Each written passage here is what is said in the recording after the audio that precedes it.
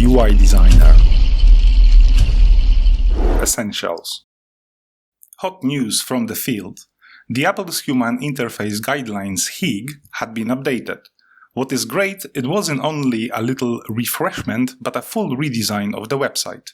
And even though HIG had always been a very useful source of information for the best practices that you should follow when designing a consistent experience for any Apple platform, now the site provides very helpful information for both designers and developers. All of the info you need from your first sketch to the final pixel. Thanks, Apple! Moving on from hot news, we arrive at designer you should know.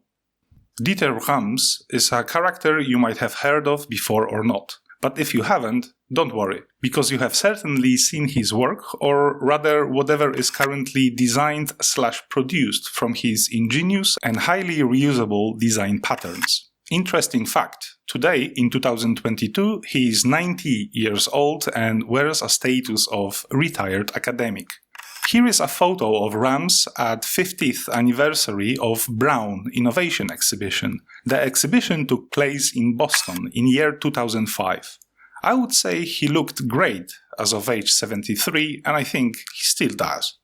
The brand Brown is not mentioned here accidentally, as Dieter Rams was closely associated with the Brown's consumer products, which in other words means that many, if not all, Rams's designs were used and are used today in everyday products as we know them.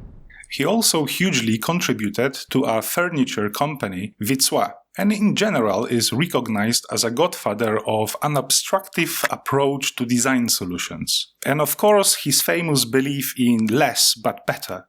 I believe he used to say what we need is less, but better. And this is probably the origin of commonly used today less is better. It's just simpler, I agree, but not true to Rams's thought. Saying less is better assumes that less is always better, which in reality, in many cases, is not. Oop, the tape's just finished for this pilot. If you want to see more, please go and subscribe. See you on the next one.